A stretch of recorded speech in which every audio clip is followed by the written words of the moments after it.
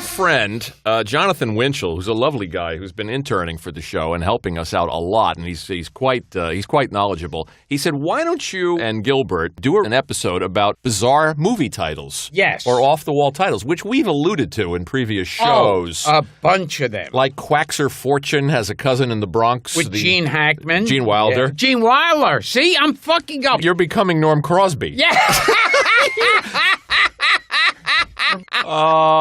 So I wrote down, actually, Jonathan prepared a wonderful list. All of a sudden, I've got this thing like something poor and so-and-so. I got it right here. This is based on a play by Arthur Coppett. This was a movie with Rosalind Russell and Robert Morse and Jonathan Winters called Oh, Dad, Poor Dad, Mama's Hung You in the Closet and I'm Feeling So Sad. That's it. Right. It was a play.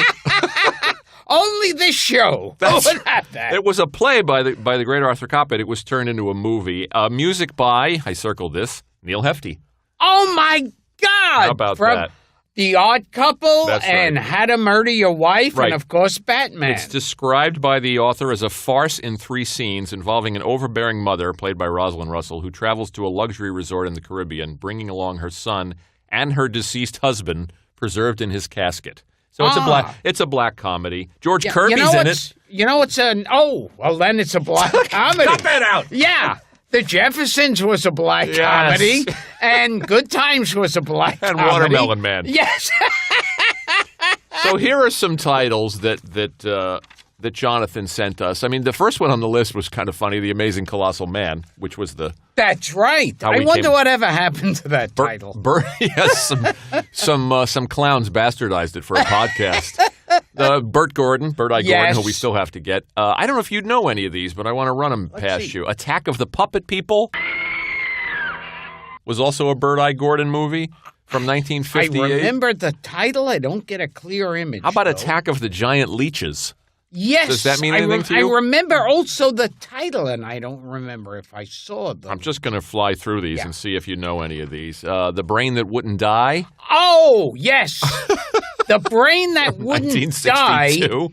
I think, is that the one that has a girl's head or a guy's head on a table? I don't know. And in the other room is this weird monster that they have locked away. I've not seen it. I was trusting you to see it. I think this is it. And at the end, the monster breaks out and smashes up everything. Okay, so we'll throw this one out to our listeners. What do you guys know about The Brain That Wouldn't Die from 1962? If it's the one I'm thinking of, it's a great one. Okay. It's just wacky. Here's The Creeping Terror from 1964. Oh, that's the one where it looked like a rolled shag up carpet. Yeah, they're right. The carpet that eats people. And these actors were basically crawling backwards to make it look like they were being swallowed. That's the one.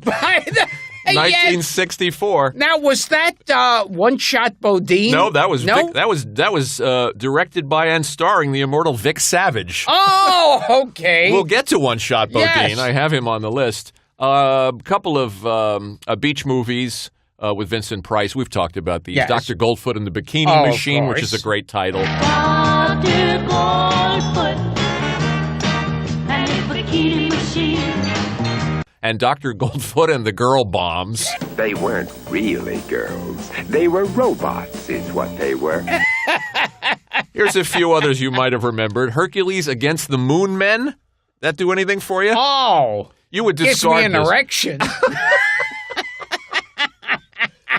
Well, I'm sorry to hear that. You would discard this on principle because it was directed by somebody named Giacomo Gentilomo. A guinea? Yes, exactly. A guinea would be making a bad horror film? The Hideous Sun Demon? Hideous Sun Demon, yeah. I remember, is one of those movies that would pop up on TV like every other day when I was a kid. Okay. All I have is 1959. We just have the titles here. I don't have a lot of information. It's kind of like a bad rip-off of Creature of the Black Lagoon. Okay. From 59, directed by Robert Clark and Tom Boutros.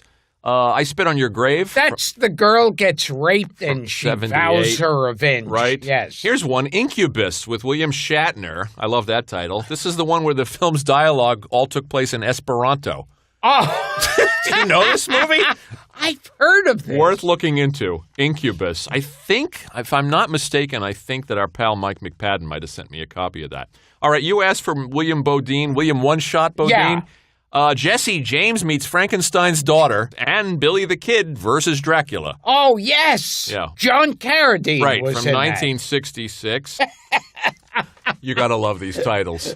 Here's one, Microwave Massacre from 1983. Oh, wait, Jackie Vernon? How did you know that? Yes! That's sick. Yes! Jackie Vernon, who used to do an act where he'd have a clicker, and he would act like he's showing slides. Correct. And he'd go, here's some slides from my vacation. Here we are, being led around the quicksand. That's it. He was also Frosty the Snowman. That's Jackie right. Vernon, yeah. Happy birthday! Here's the synopsis. A guy kills his wife because she's a bad cook.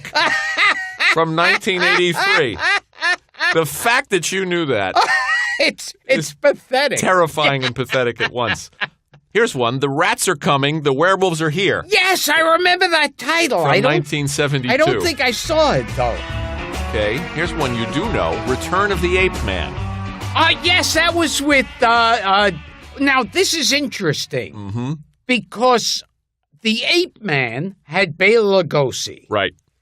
Now, I don't know that the Return of the Ape Man had Lugosi. He's here on the list. Directed by Phil But you Rosen. want to know something? In Return of the Ape Man, they have listed George Zucco. Yeah, he's on the list here. But I heard George Zucco fell out of the picture, but it would cost too much money to change the titles. Wow. That they already so it goes down forever as George Zucco, and That's he's not interesting. in the movie. And John Carradine is also in it. John Carradine, anything for a bottle of booze.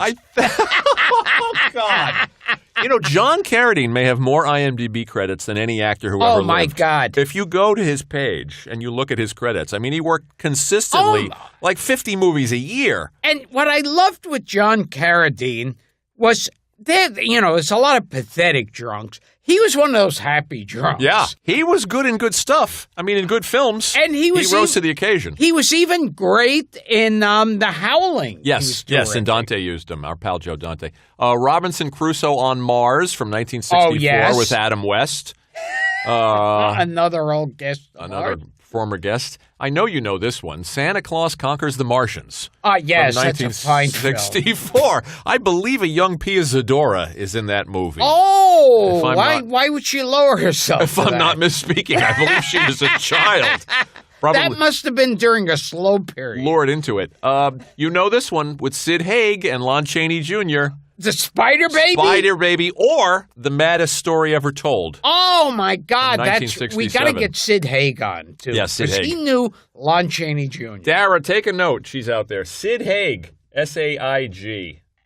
Got to get him. And most importantly, the name Haig, Sid Haig, sounds like he could be a Jew. He could be.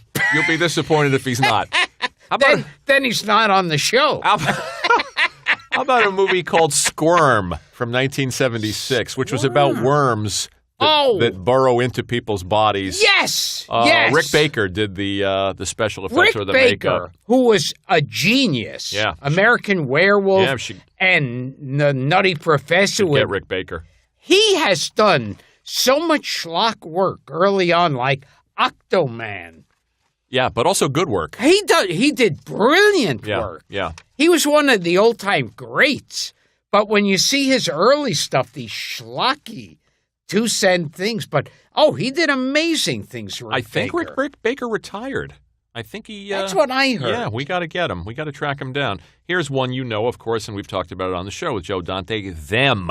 Oh, from yes. 1954. Oh, and there are 2 films. One of them, now this is of a slightly different subject matter of titles. One was called... Oh, yeah. That's from the 70s. Yes. Yeah. It was about snakes. Yeah. And they said, you don't say it, you hiss it. Right. The most unusual horror film ever made. See it. That's a 70s movie. I think that's on the list here somewhere. And there was a Jack Lemmon movie with, PHFFFT? Which sounds like what the letters they usually use if a character's farting. And something. But this was like, psst. I can't even say the title of that movie. Was Jane Mansfield in that? No, it was another very attractive, like Kim Novak maybe? or somebody. There's also Dollars, the Warren Beatty Goldie Hawn Heist with movie. the dollar which is sign. just a dollar sign. Yeah. Yeah. Okay, here are a couple of more horror titles, and then we'll move on to the big three. Wham Bam Thank You Spaceman. Do you know this one? That one I'm not sure. 1975. How about The Wild World of Batwoman from 1966? This is fun because the makers of the film were sued by DC Comics for copyright infringement because it was clearly a ripoff of Batman, of the Batman TV series. They caught on to that. Couple of Roger Corman titles. The Beast with a Million Eyes is a good title. That was the one where the story I heard is that they filmed the entire movie and they said, Roger, there's no Beast with a Million Eyes in it. Correct. So they took a tea kettle and punched a bunch of holes in it, put a light bulb in it. That's the one. And that was the Beast. And Attack of the Crab Monsters, and my favorite Corman title, The Saga of the Viking Women and Their Voyage to the Waters of the Great Sea Serpent. And then it's the end, the credits go after a title like that. And last but not least on this list, Zombie Holocaust, also known as Zombie Butcher. Yes, the also Guinea. known as Dr. Butcher. Also known as the Guinea horror film, who calls himself like John Martin. And then it was right. And what was his real name? I have it here. The poor guy you've been ripping apart. Martellini. Marino Girolami. And let's not forget the big ones. Will Hieronymus Merkin marry Mercy Humpy and find true happiness? I was getting to that one. Oh, I'm sorry. That's okay.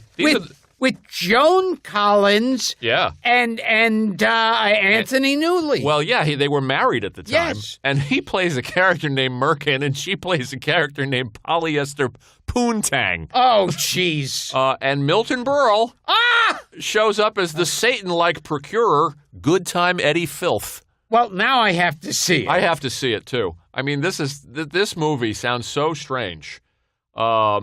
It won a Writers Guild Award of Great Britain, Writers Guild Award of Great Britain for Best British Original Screenplay in 1970. Because I have a feeling... And it was X-rated upon its initial release. Oh, jeez. Yeah. However, this was just for the title. In 2006, the movie won a reader's poll in the Chicago Tribune for the worst movie title of all time. Oh. It's apparently a musical satire. There are 15 songs. I'm looking at the songs here. Overture, If All the World's a Stage, Oh, What a Son of a Bitch I Am, Sweet Love Child, Chalk and Cheese. Chalk and cheese, we're as different as chalk and cheese. Were there ever two people more at a step before? More unalike, if you please. The movie was shot in Malta.